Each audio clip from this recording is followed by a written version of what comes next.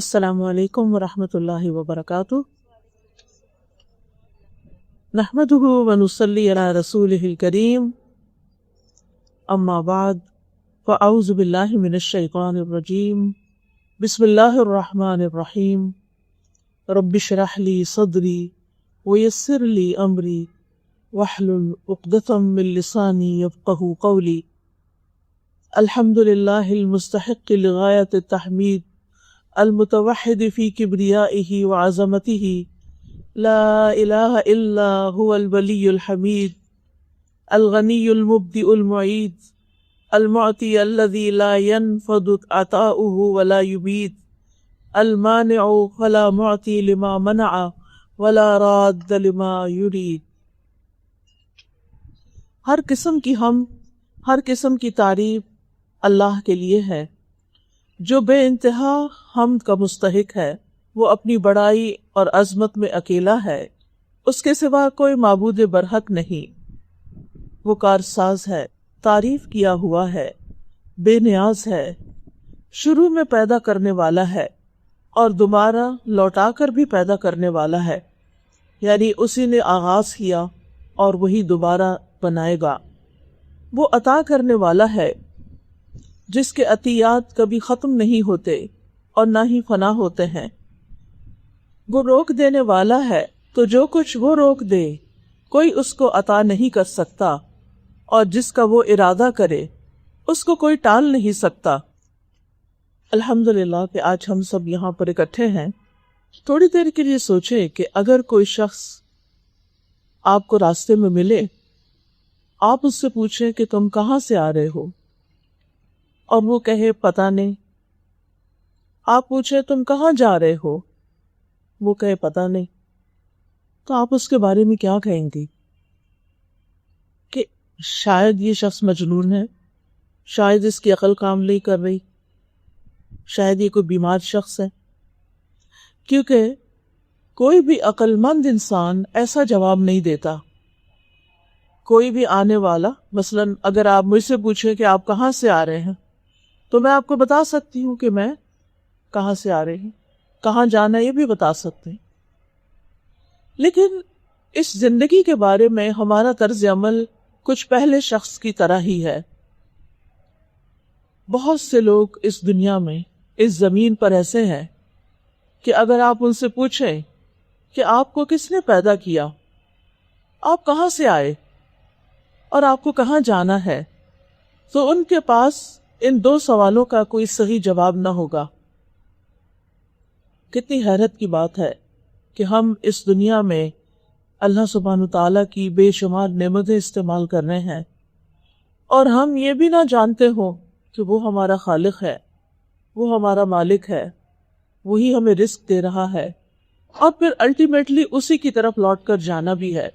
اس لحاظ سے ہم مسلمان خوش قسمت ہیں کہ ہمیں اپنے آغاز کا بھی پتہ ہے اور اپنی انتہا کا بھی پتہ ہے۔ ہم جانتے ہیں کہ ہمیں کس نے بنایا، ہم جانتے ہیں کہ ہمیں کس کے پاس لوٹ کر جانا ہے۔ لیکن ایک سوال جو عام طور پر ہم اگنور کر دیتے ہیں کہ ہم کیوں بھیجے گئے ہیں؟ اگر ہمیں اپنے اس دنیا میں آنے کا مقصد معلوم نہیں اور ہم وہ مقصد پورا نہیں کرتے اور اس کے علاوہ کچھ اور کام کرتے رہتے ہیں، تو بھی ہم خسارے میں ہو سکتے ہیں۔ مثال کے طور پر، آپ اگر کسی انسان کو کچھ پیسے دے کر اپنے بارے میں ہی سوچ دیجئے کہ مثلاً آپ کے پیرنٹس، آپ کی مدر آپ کو پیسے دیتی ہیں کہ جاؤ بازار سے میرے لیے 1 کلو آٹا لے آؤ، مثلاً فار ایگزامپل۔ آپ دیکھتے ہیں کہ بازار میں تو بہت ساری چیزیں ہیں، رنگا رنگ کی چیزیں ہیں، کھلونے ہیں، چاکلیٹس ہیں، ٹافیاں ہیں، مزے مزے کی چیزیں ہیں، اور آپ کیا کرتے ہیں کہ آپ کی امی نے آپ کو آٹا لانے کے لیے جو پیسے دیے، ان پیسوں کو آپ کھلونے خریدنے میں لگا لیتے ہیں، چاکلیٹ خریدنے میں لگا دیتے ہیں، اور مزے مزے کی چیزیں خرید کر واپس جاتے ہیں۔ جب آپ واپس جائیں گے تو آپ سے کیا پوچھا جائے گا؟ کوئی بتائے گا؟ آپ سے کیا پوچھا جائے گا؟ آپ کی والدہ آپ سے کیا پوچھے کہ آٹا لائے ہو کہ نہیں لائے، اور آپ کہیں کہ وہ میں وہاں گئی تھی تو مجھے یہ چیزیں زیادہ مزے کی لگی اس لیے میں یہ لے آئی، کیا وہ اس پر خوش ہوں گی؟ نہیں۔ کیا اس دن پھر گھر میں روٹی پکے گی؟ نہیں۔ کیا ان کا موڈ اچھا ہوگا؟ نہیں، کیونکہ انہوں نے آپ کو جس مقصد کے لیے پیسے دیے تھے وہ آپ نے پورا نہیں کیا، اور باقی اور بہت سے کام کرتے رہے۔ آپ کو اس کی بجائے اور مزے کی چیزیں زیادہ اچھی لگی۔ آج اس دنیا میں یہی حال ہے بہت سے لوگوں کا کہ اللہ سبحانہ تعالیٰ نے ان کو جس کام کے لیے بھیجا ہے یہاں وہ تو کرتے نہیں، اور اس کے علاوہ جو اس دنیا کی رنگینیاں ہیں، جو کھلونوں کی طرح، چاکلیٹ کی طرح مزے مزے کی ہیں، وہ ان کے پیچھے لگ گئے ہیں۔ آج انسان نے اس دنیا میں آ کر اپنی زندگی کا مقصد کیا بنا لیا ہے کہ میں زیادہ سے زیادہ دنیا کی نعمتیں حاصل کر سکوں، میری بہت اچھی ایجوکیشن ہو، اچھی بات ہے، مجھے بہت اچھی جاب ملے، اچھی بات ہے، مجھے جاب ایسی ملے کہ جس سے میرا گھر بہت اچھا بن جائے، اچھی بات ہے، گاڑی بہت اچھی ہو میرے پاس، ٹھیک ہے، وہ بھی ہو گئی۔ دین واٹ نیکسٹ؟ جن لوگوں کو یہ ساری چیزیں مل جاتی ہیں پھر ان کی زندگی میں خلا کیوں ہوتا ہے؟ پھر ان کی زندگی میں اداسی کیوں ہوتی ہے؟ پھر ان کی زندگی میں بے چینی کیوں ہوتی ہے؟ پھر ان کو رات کو سوتے وقت نیند کی گولیاں بھی کھانی پڑتی ہے۔ تو اس سوال کا جواب کیا ہے؟ آج آپ دیکھیں، آپ گوگل پہ سرچ کرتے دیکھ لو کہ دنیا میں مینٹل النیسز جو ہیں، ڈپریشن، انزائٹی اور اس کے علاوہ بھی بے شمار چیزیں، وہ کس رفتار سے بڑھ رہی ہیں اور کتنی زیادہ ہو رہی۔ اور افسوس یہ کہ ان ملکوں میں اور بھی زیادہ ہیں جہاں یہ ساری نعمتیں ہیں۔ آپ کو معلوم ہوگا اسکینڈینیوین کنٹریز کے بارے، کون سی اسکینڈینیوین کنٹریز؟ آپ دیکھیے کہ ان ملکوں میں عوام کو اتنی سہولتیں دی جاتی ہے کہ ان کے بچوں کو پالنے کے لیے ان کو جو بنیادی ضروریات ہوتی ہیں وہ مل جاتی۔ ہر شخص کے پاس گھر ہوتا ہے، ہر شخص کے پاس گاڑی ہوتی ہے، ہر شخص کے پاس زندگی کی ساری ضروریات ہیں۔ لیکن آپ کو معلوم ہے دنیا میں سب سے زیادہ سوئسائڈ ریٹ بھی وہی ہے۔ جب سب کچھ مل جاتا ہے تو پھر انسان اپنے آپ کو ہی کیوں قتل کر دیتا ہے؟ پھر اپنے آپ کو کیوں مار ڈالتا ہے؟ وہ کیا چیز ہے جو انسان کو اندر سے کھاتی ہے؟ وہ کس چیز کی کمی ہے؟ وہ کہاں کمی ہے؟ وہ کمی ہے اپنے مقصد زندگی کو پہچاننے کی، کہ انسان نے اپنے آپ کو نہیں پہچانا۔ اس دنیا میں آ کر اسے کیا کرنا چاہیے تھا وہ نہیں جانا۔ اس نے جو چند کھلونے یہاں دیکھے اس نے انہی سے دل بہلانا شروع کر دیا، اور اس سے آگے جس نے بھیجا تھا اس کا حق نہیں پہچانا، اس کے آگے نہیں جھکا، اس کی مرضی کے مطابق زندگی بسر نہیں کی۔ اس نے صرف اپنی خواہشات کی تکمیل کو، اپنی مرضی کرنے کو ہی زندگی کا مقصد سمجھا۔ تو اب سب جانتے ہیں کہ ہم خود سے خود پیدا نہیں ہوئے اور اس دنیا میں ہمیشہ بھی رہنے کے لیے نہیں آئے، ہمیں اللہ نے پیدا کیا ہے، اور ہم ایک دن اللہ سبحانہ تعالیٰ کے سامنے جا کر کھڑے ہونے والے ہیں۔ وہ ہم سے پوچھے گا کہ تم نے دنیا میں کیا کیا، تم وہاں کیا کر کے آئے، کیا تم نے باقی کام کرنے کے علاوہ وہ بھی کیا جس کے لیے میں نے تمہیں بھیجا تھا؟ تمہاری ضروریات پورا کرنا تو میرا ذمہ تھا، میں نے تمہارے لیے ساری ضرورت کی چیزیں پیدا کر دی۔ تمہیں پانی چاہیے تھا، میں نے زمین سے بھی پانی دیا، میں نے آسمان سے بھی پانی دیا۔ تمہیں کھانا چاہیے تھا، آسمان سے بھی رزق بھیجا، زمین نے بھی تمہارے لیے بہت کچھ اگایا، تمہیں سب کچھ دیا۔ لیکن تمہیں میں نے صرف کھانے پینے کے لیے نہیں پیدا کیا تھا، تمہیں اپنی عبادت کے لیے بھی پیدا کیا تھا۔ وَمَا خَلَقْتُ الْجِنَّ وَالْإِنسَ إِلَّا لِيَعْبُدُونَ، میں نے جن و انس کو اپنی عبادت کے لیے پیدا کیا۔ مَا أُرِيدُ مِنْهُمْ مِنْ رِزْقٍ وَمَا أُرِيدُ مِنْهُمْ أَنْ يُطْعِمُونَ، میں ان سے کوئی رزق نہیں چاہتا، یعنی اللہ تعالیٰ کو ہمارے پیسوں سے، ہمارے مال سے غرض نہیں، اور نہ ہی میں یہ چاہتا ہوں کہ لوگ مجھے کھلائیں، کیونکہ اللہ سبحانہ تعالیٰ کھاتے نہیں، پیتے نہیں، ان کو ضرورت نہیں ان چیزوں کی. ان اللہ هو الرزاق ذو القوۃ المتین، بے شک اللہ خود ہی رزاق ہے، قوت والا ہے، بہت مضبوط ہے. لہذا اللہ رب العزت جب وہ سب کچھ دینے والا ہے، وہ ہماری شکلوں کو نہیں دیکھتا، ہماری صورت نہیں دیکھتا، ہمارے مال کو نہیں دیکھتا، بلکہ وہ ہمارے دل کو دیکھتا ہے، ہمارے اعمال کو دیکھتا ہے کہ ہمارے دل کے اندر کیسے جذبات ہیں اور ہم کیسے عمل کر رہے ہیں. سورۃ الملک میں اللہ تعالیٰ فرماتے ہیں تبارک الذی بیدہ الملک وہو علی کل شیء قدیر الذی خلق الموت والحیاۃ لیبلوکم ایکم احسن عملا. بہت بابرکت ہے وہ ذات جس کے ہاتھ میں پوری کائنات کی بادشاہت ہے. یہ وسیع آسمان، یہ ہوا، یہ زمین، یہ سب کچھ اسی کی پیدا کی ہوئی اور اسی کی تابع ہے. اس نے یہ سب کچھ کیوں بنایا؟ اس زمین پر انسان کے لیے یہ سب کچھ کیوں بنایا؟ خلق لکم ما فی الارض جمیعا، زمین میں جو کچھ ہے سب کا سب تمہارے لیے پیدا کیا.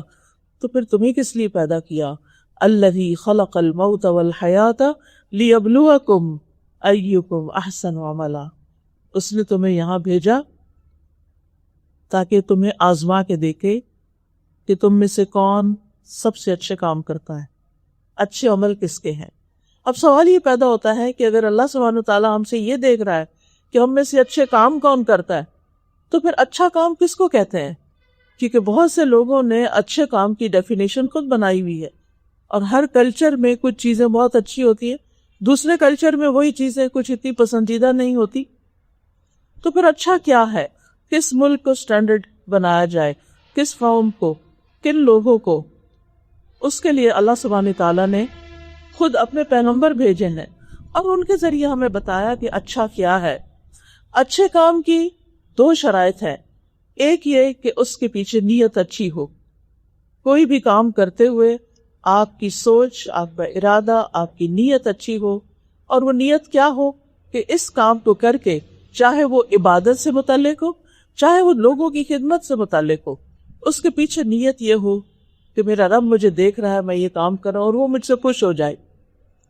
یعنی اللہ تعالیٰ نے ہمیں اتنا ہائی سٹینڈرڈ دیا ہے کہ تم لوگوں کو خوش کرنے کے لیے، لوگوں کو پلیز کرنے کے لیے، لوگوں کی نظروں میں بڑا بننے کے لیے اچھا نہیں کرو، بلکہ میرے لیے اچھا کرو. کیوں؟ اس لیے کہ لوگ تمہیں وہ ریوارڈ نہیں دے سکتے جو میں دے سکتا. جو کچھ بدلہ کسی بھی کام کا، کسی بھی محنت کا، کسی بھی چیز کا اللہ تعالیٰ دے سکتا ہے، وہ کوئی اور نہیں دے سکتا. حتیٰ کہ ہمارے ماں باپ بھی نہیں دے سکتے. مثال کے طور پر آپ نے بہت سال پڑھا، بہت محنت کی، ایک کتاب لکھی، اس سے بے شمار لوگوں نے فائدہ اٹھایا. آپ دیکھیں جو بیسٹ سیلرز ہوتے ہیں وہ کتنی لاکھوں میں کتابیں سیل ہوتی ہیں، چھپتی ہیں، بکتی ہیں. اب یہ سب کچھ آپ نے کیا اور لوگوں نے، بک سیلرز نے اور بیچ میں ایجنٹس نے ہزاروں لاکھوں کمائے. آپ کو کیا ملا؟ آپ کو کچھ رائلٹی مل گئی، کتنے پرسنٹ مل گئی؟ وہ آپ نے کتنے دن استعمال کی؟ اگر وہ کروڑوں میں بھی مل جائے تو ایک انسان کی ضرورت کروڑ روپیہ تو نہیں ہوتے نا. زیادہ سے زیادہ ہم کتنا کھا سکتے ہیں، کتنا پہن سکتے ہیں، کتنے گھروں میں ایک وقت میں رہ سکتے ہیں. انسان کی جو حقیقی ضروریات ہیں، جو اس کی زندگی میں جو اس کی نیسیسٹیز ہیں، وہ بہت تھوڑی ہیں. اچھا باقی پیسہ کہاں جاتا ہے؟ باقی تو وارثوں کا ہو جاتا ہے. پھر اس انسان کو کیا ملا جس کی اپنی زندگی 40-50 سال تھی؟ بس اس نے اپنی آدھی زندگی کی محنت سے اتنا بھی فائدہ نہیں اٹھایا کہ آدھی زندگی کو انجوائے کر سکے. کیونکہ جو انسان بڑا ہوتا جاتا ہے اس کی لمیٹیشنز ہو جاتی ہیں. نہ وہ اس طرح زندگی میں بھاگ سکتا ہے، نہ وہ اتنا کھا سکتا ہے، نہ وہ چین سے سو سکتا ہے. اس کے پاس زندگی کی ہر نعمت ہوتی ہے لیکن وہ انجوائے نہیں کر سکتا. تو پھر اس دنیا میں تو انصاف نہیں ہوا نا. پھر کوئی اور جگہ ہونی چاہیے جہاں جا کر انسان کو اس کی محنت کا پورا صلہ ملے. انسانوں میں سے کوئی انسان اس دنیا میں نہیں جو آپ کی کسی خیرخواہی، نیکی، محنت، اچھے کام کا آپ کو پورا بدلہ دے. مثلا آپ ایک درخت لگاتے ہیں اور وہ درخت 1000 سال تک، کئی درخت ہوتے ہیں جو 1000 سال تک آکسیجن دے رہا ہے یا پھل دے رہا ہے یا گرینری ہے اس کی.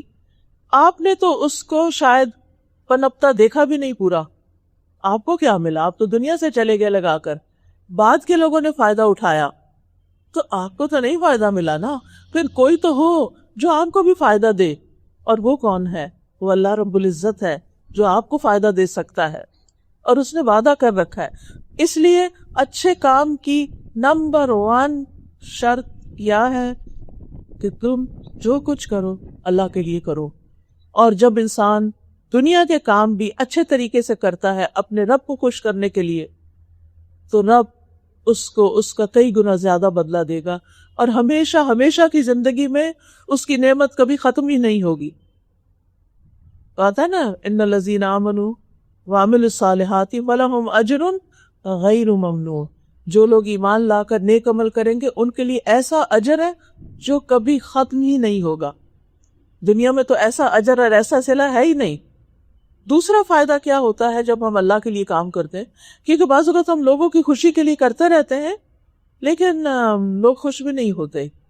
کوئی جیلس ہو جاتا ہے، کوئی کرٹیسزم شروع کر دیتا ہے، کوئی ہم پر الزام لگانا شروع کر دیتا ہے۔ آپ اس کا بھلا چاہتے ہیں اور وہ آپ کے اوپر کچھ اور ہی سمجھتا ہے، آپ کی نیت کے اوپر شک کرنے لگتا ہے۔ پھر آپ کو کیا ملا؟ کچھ بھی نہیں ملا۔ آپ نے تو ان کا بھلا چاہا اور انہوں نے آپ کا برا چاہا، تو اس دنیا میں تو انصاف نہ ہوا۔ اس لیے اللہ تعالیٰ نے ہمارے لیے یوم الدین رکھا ہے، اور وہ خود مالک یوم الدین ہے۔ یوم الدین کا مطلب ہوتا ہے بدلے کا دن، کہ اس دن وہ بدلہ دے گا۔ لہذا آج دنیا میں انسان جو کچھ کر رہا ہے، چھوٹا کام یا بڑا کام، حتیٰ کہ ایک ذرے، ایک ڈاٹ بھی کہیں لگاتا ہے تو وہ بھی ریکارڈ ہو جاتا ہے۔ اور قیامت کے دن کیا ہوگا؟ فَمَن يَعْمَلْ مِثْقَالَ ذَرَّةٍ خَيْرًا يَرَهُ وَمَن يَعْمَلْ مِثْقَالَ ذَرَّةٍ شَرًّا يَرَهُ، جو ذرے کے برابر نیکی کرے گا وہ بھی دیکھ لے گا، اور جو ذرے کے برابر برا کرے گا وہ بھی دیکھ لے گا، وہ اس کے اعمال نامے میں ہوگا۔ سورۃ الکہف میں آتا ہے کہ انسان کہے گا کہ مَا لِهَذَا الْكِتَابُ لَا يُغَادِرُ صَغِيرَةً وَلَا كَبِيرَةً إِلَّا أَحْصَاهَا، اس کتاب کو یعنی میرے اعمال نامے کو کیا ہو گیا ہے کہ اس نے نہ کوئی چھوٹی بات چھوڑی ہے نہ کوئی بڑی، مگر اس کو گن گن کے لکھ لیا۔ یعنی ہمارے اعمال نامے میں گن کر لکھا ہوگا، پورے اسٹیٹسٹکس ہوں گے کہ اس شخص نے زندگی میں کتنی دفعہ جھوٹ بولا، اس شخص نے زندگی میں کتنی دفعہ دوسروں کو دھوکہ دیا، اس شخص نے زندگی میں کتنی دفعہ دوسروں کو نقصان دیا۔ ایک ایک چیز پوری ڈیٹیل کے ساتھ اس اعمال نامے میں لکھی ہوئی ہوگی، اور انسان اس کو ڈینائی بھی نہیں کر سکے گا۔ لہذا ہم سب کو اس زندگی میں اس بات پر فوکس کرنا ہے کہ ہم زیادہ سے زیادہ اچھے عمل کریں۔ ایکم احسن عملا، اور اچھے عمل اللہ کے لیے۔ اور جب اللہ تعالیٰ خوش ہو جائے تو باقی انسان چاہے خوش ہو چاہے نہ ہو، انسان کو پرواہ نہیں ہوتی۔ انسان اپنے اچھے کام روکتا ہی نہیں، کرتا چلا جاتا ہے، کرتا چلا جاتا ہے۔ لیکن جب انسان انسانوں کے لیے کرتا ہے اور انسانوں سے اس کو بدلہ نہیں ملتا، اپریسیشن نہیں ملتی، تو پھر انسان کیا کرتا؟ آئندہ کے لیے وہ کام ہی چھوڑ دیتا، اور وہ نیکی کرنے کا ایک اچھا موقع گنوا دیتا ہے۔ لہٰذا ہمیں اچھے کاموں میں اپنی نیت اللہ کو خوش کرنے کے لیے کرنا ہے، اور جب اللہ تعالیٰ راضی ہو گیا تو بندوں کے دلوں میں آپ کی محبت خود ہی پیدا ہو جائے گی، بندوں کو خود ہی سمجھ آ جائے گی کہ آپ یہ کام کیوں کر رہے تھے۔ پھر آپ کا دل چھوٹا نہیں ہوگا، آپ ڈسکریج نہیں ہوں گے، آپ کا کانفیڈنس ختم نہیں ہوگا، کیونکہ آپ یہ کام اللہ کے لیے کر رہے تھے۔ دوسری شرط جو ہے کام کی اچھا ہونے کی، احسن عمل ہونے کی، وہ ہے کہ وہ رسول اللہ صلی اللہ علیہ وسلم کی سنت کے مطابق ہو، آپ کے طریقے کے مطابق ہو۔ یعنی ہمارا کھانا پینا، اٹھنا بیٹھنا، سلام، دعا، ماں باپ کی خدمت، بہن بھائیوں سے اچھا سلوک، لوگوں کی خیر، یہ ساری جو محمد رسول اللہ صلی اللہ علیہ وسلم کی تعلیمات ہیں ان کے مطابق ہو۔ قیامت کے دن جب اعمال تولے جائیں گے تو نیک عمل بھی تولے جائیں گے اور برے عمل بھی۔ جن نیک اعمال میں یہ دو کنڈیشنز پوری ہوگی وہ انسان کے اعمال نامے دائیں ہاتھ میں دیے جائیں گے، اور اگر ان کا وزن زیادہ ہوگا تو اس شخص کو جنت میں بھیج دیا جائے۔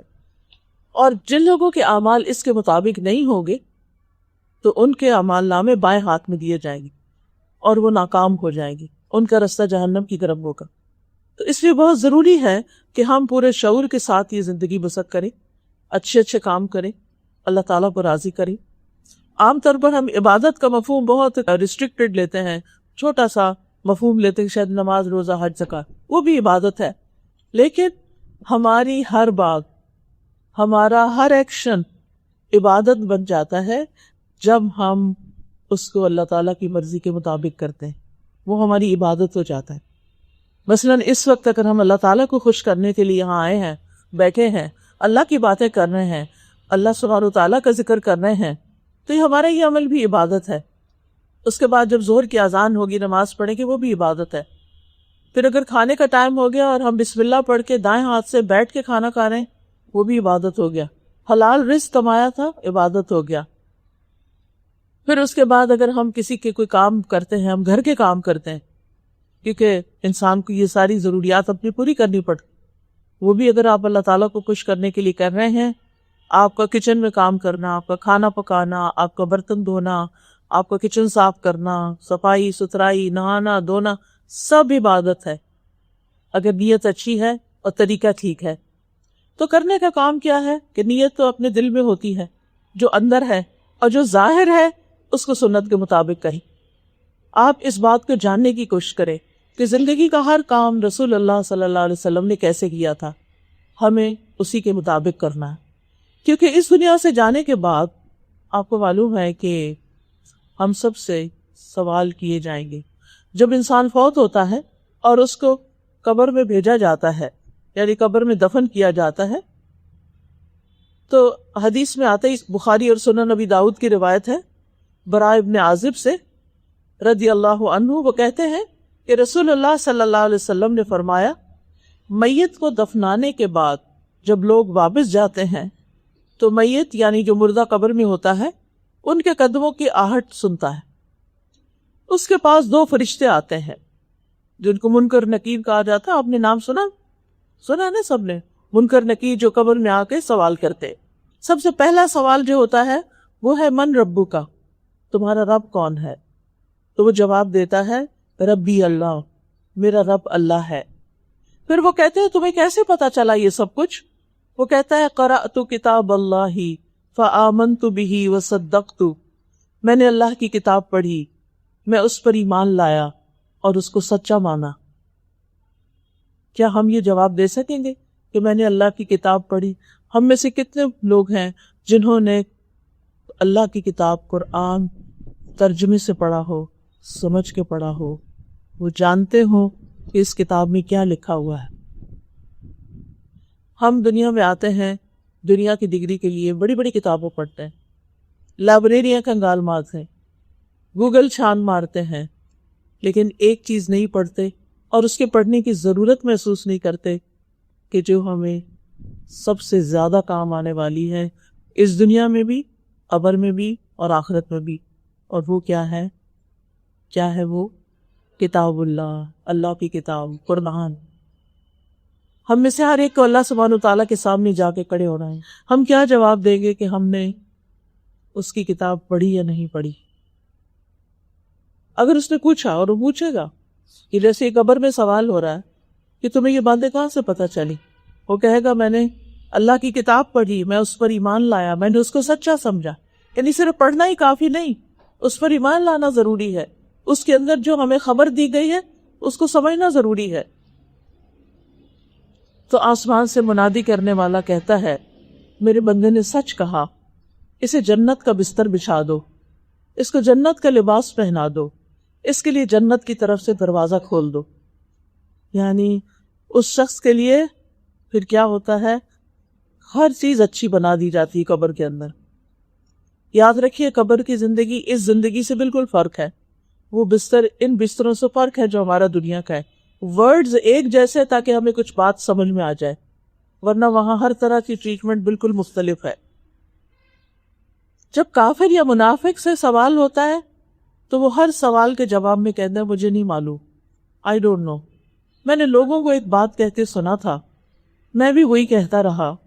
پھر اس سے کہا جاتا ہے کہ نہ تو نے کچھ سمجھا نہ پیروی کی، تم نے کچھ بھی نہیں سمجھا، تم نے اللہ کی کتاب ہی نہیں پڑھی، تمہیں سمجھ ہی نہیں آئی، اور بس لوگوں کی باتوں پہ چلتے رہے۔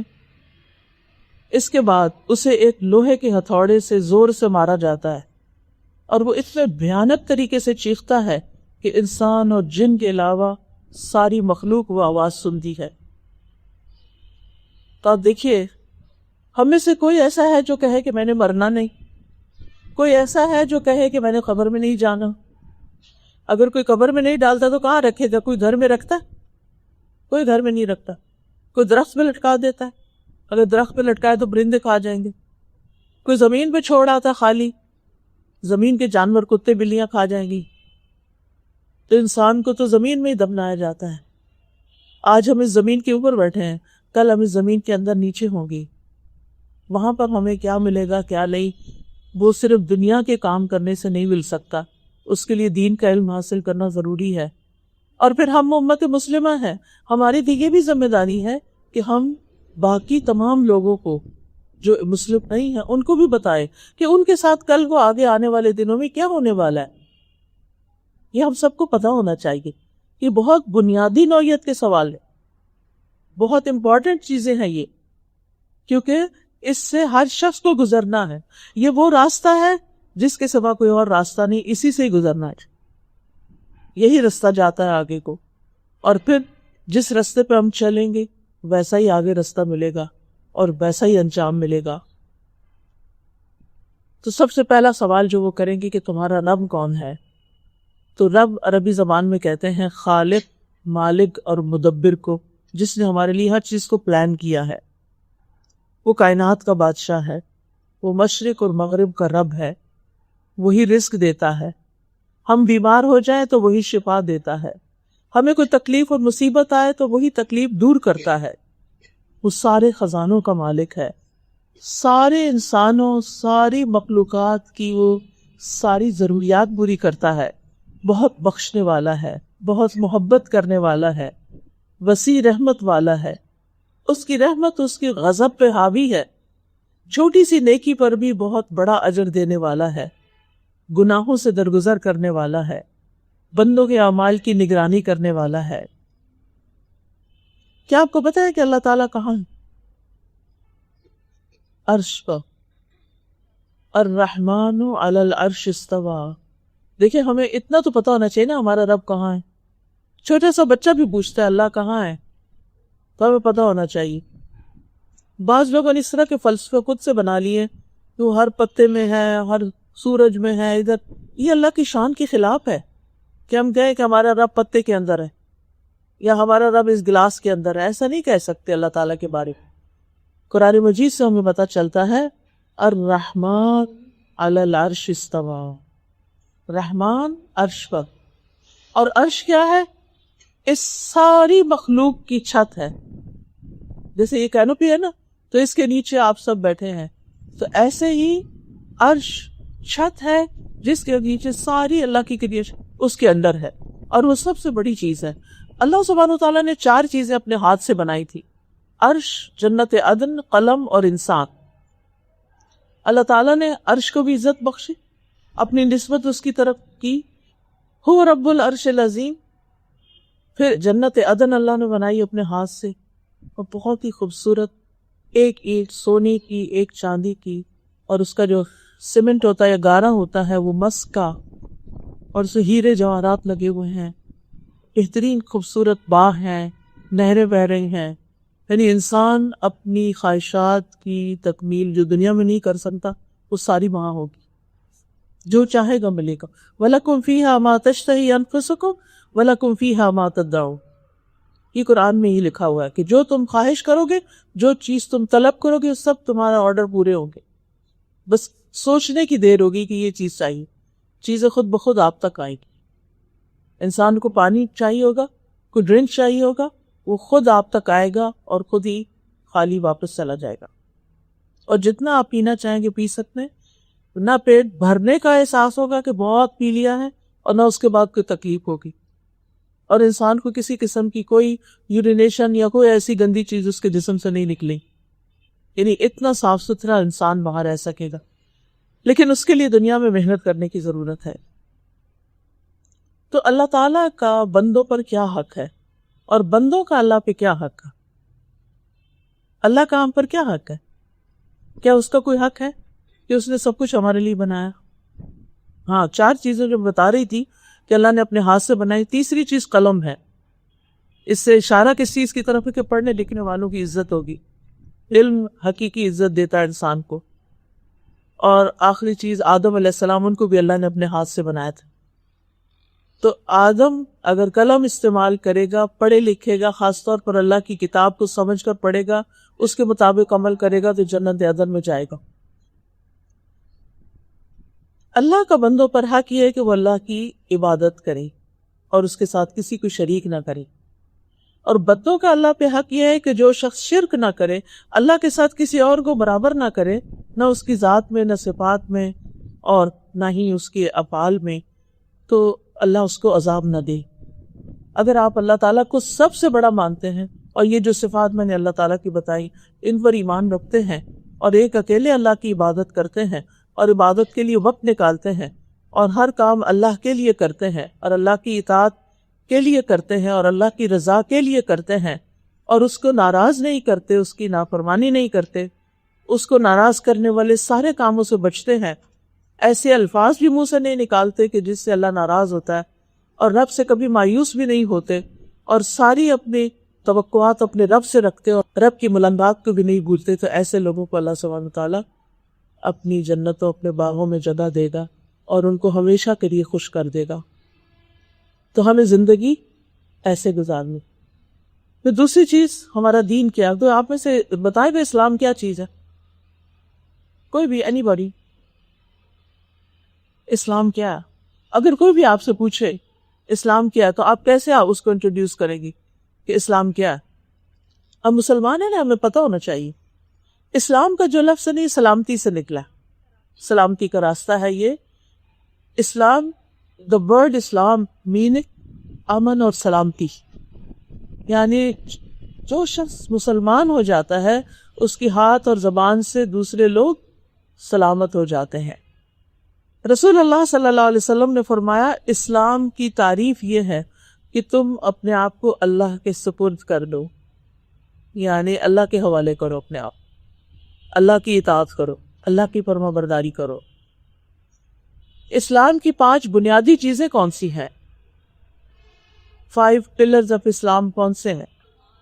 توحید، نماز، زکوٰۃ، حج، روزہ. اس سے کیا پتہ چلتا ہے کہ مسلمان ہونے کے لیے یہ کام کرنا ضروری ہے. اس کے بغیر انسان کا اسلام مشکوک ہے. اس میں جیسے نماز ہے تو وہ بیسک پلر بتایا گیا اسلام کا. اب اگر یہ مثلا یہ درمیان کا پلر جو ہے اگر اس کو آپ نکال دیں تو کیا ہوگا؟ یہ گر جائے گا. تو اگر آپ نماز نہیں پڑھتے تو آپ کا مسلمان ہونا مشکوک ہو جائے گا، اور قیامت کے دن سب سے پہلا حساب کس چیز کا ہوگا؟ نماز ہی کا ہوگا. اس لیے میں آپ سب بچوں سے کہوں گی کہ آپ ماشاءاللہ بالغ ہیں کہ آپ پر نماز فرض ہے اور ایک بھی نماز آپ کو چھوڑنی نہیں چاہیے. ٹھیک ہے؟ ٹھیک ہے، حج آپ پہ فرض نہیں، زکوٰۃ آپ پہ فرض نہیں.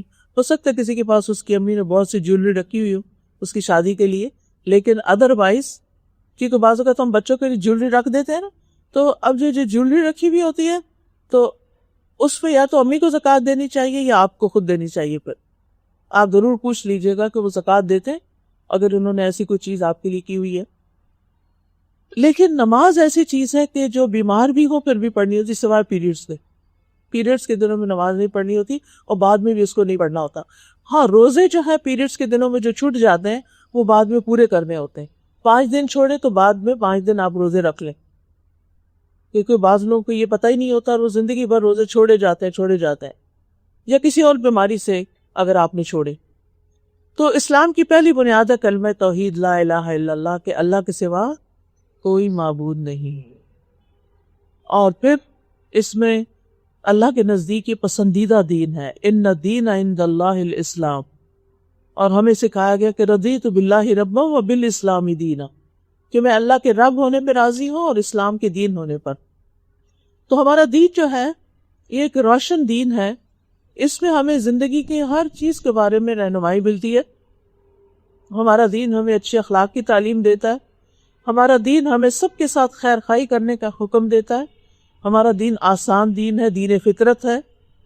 ہر بچہ مسلمان پیدا ہوتا ہے، یہ الگ بات ہے کہ بعد میں اس کے پیرنٹس اور اس کا ماحول اس کو کچھ اور بنا دے. پھر دین پر چلنے میں ہی اثر زندگی، اس زندگی کو بھی انسان اللہ کی یاد، اللہ کی عبادت اور اللہ کے ذکر کے ساتھ انجوائے کر سکتا ہے. ہمارا دین ہم سے یہ تقاضا کرتا ہے کہ ہم زندگی کے سارے کاموں کو فیئر طریقے سے کریں. مثلا اگر ہماری جاب ہے 9 to 2 تو ہم 9 to 2 ان آورز کو پورا کریں، اس میں سے کوئی وقت بھی اپنے ذاتی کاموں میں نہیں لگائیں، بلکہ اس ڈیوٹی آور کو پوری ایمانداری کے ساتھ ادا کریں. اگر بچوں کو پڑھانے کی ذمہ داری ہے تو ان کو بھی کیسے پڑھائیں کہ ان کو سمجھ آ جائے، وہ سیکھ جائیں. اور بچوں کے اوپر کیا ذمہ داری کہ جو پڑھایا جائے اس کو صحیح طور پر پڑھیں اور اپنے والدین کے پیسے کو حلال کریں اور زندگی میں کچھ کر کے دکھائیں. تیسرا سوال جو پوچھا جائے گا قبر میں وہ ہے رسول اللہ صلی اللہ علیہ وسلم کے بارے میں کہ من نبیوں کا، تمہارا نبی کون تھا؟ آپ کیا جانتے ہیں محمد رسول اللہ کے بارے میں؟ کون تھے وہ؟ آخری نبی تھے. کہاں پیدا ہوئے؟ مکہ میں پیدا ہوئے تھے. ان کے والد کب فوت ہوئے تھے؟ ان کی پیدائش سے پہلے ہی فوت ہو گئے تھے. والدہ کب فوت ہوئی تھی؟ جب 6 سال کے تھے. مکہ میں رہ کے کیا کیا کرتے تھے؟ بکریاں چراتے تھے اور تجارت بھی کرتے تھے اور غار حرا میں جاتے تھے، عبادت کرتے تھے، جو بھی ان کو سمجھ آتی تھی اسلام سے پہلے.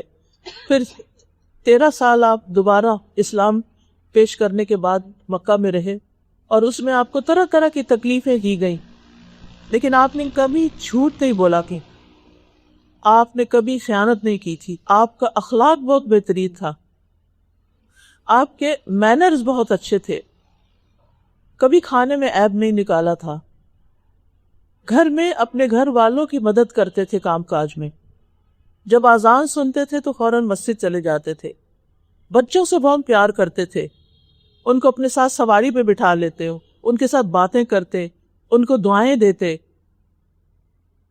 اور بچوں پر سب سے بڑھ کے رحم دل تھے.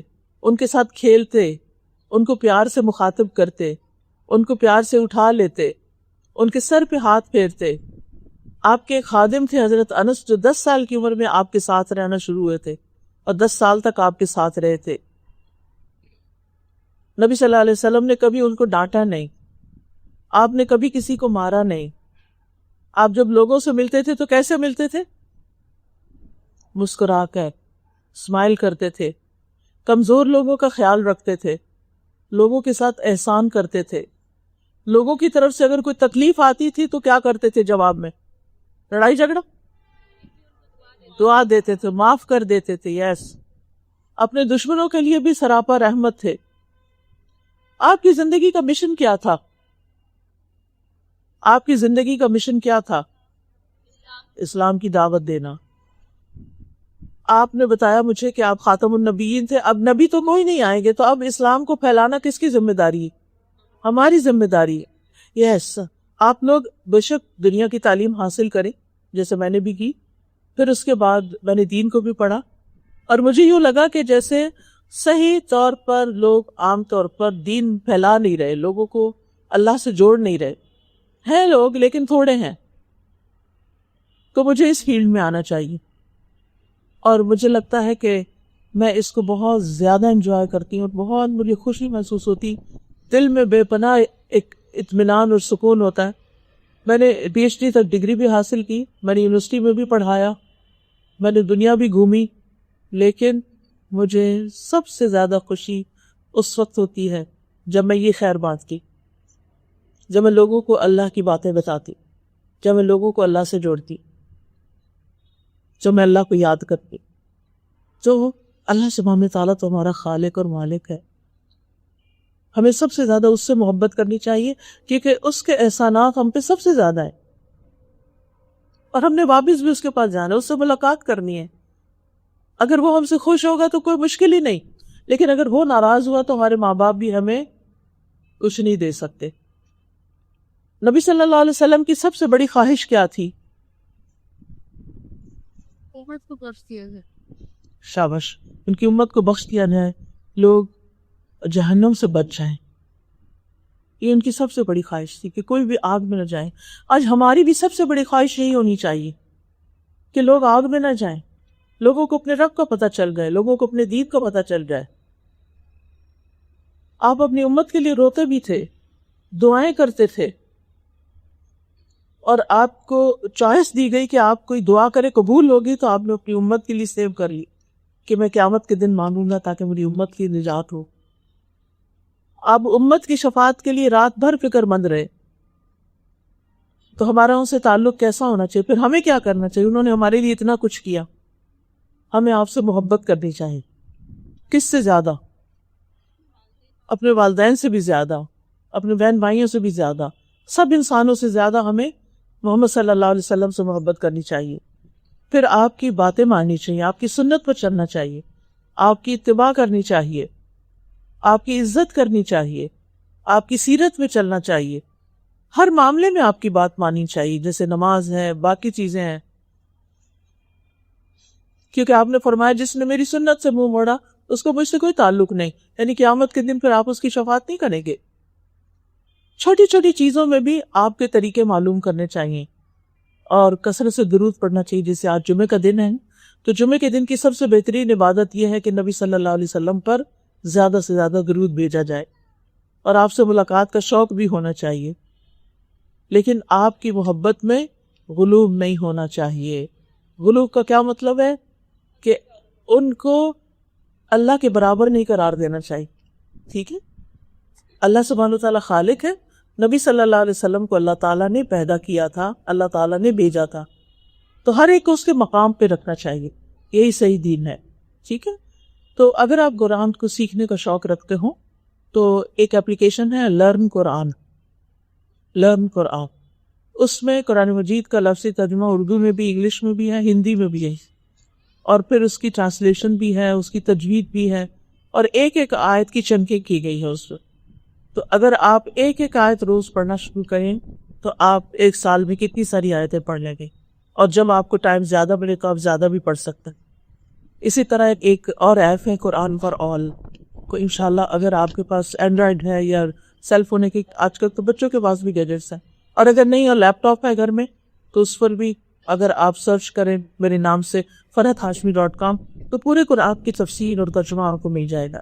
تو انشاءاللہ آپ اپنی زندگی میں کم از کم ایک بار ضرور سنیں، ضرور پڑھیں، تاکہ اللہ تعالیٰ کی پہچان ہو، اللہ کی محبت ہو، اور جب ہم آخرت کی ہمیشہ کی زندگی کے لیے اس دنیا سے نکل کے جائیں اس ٹیسٹ کو پاس کر کے، تو وہ خوشیوں کی زندگی ہو، وہاں کوئی غم اور فکر نہ ہو، وہاں کوئی ریگریٹس نہ ہو کہ ہم نے اپنی زندگی ضائع کر دی.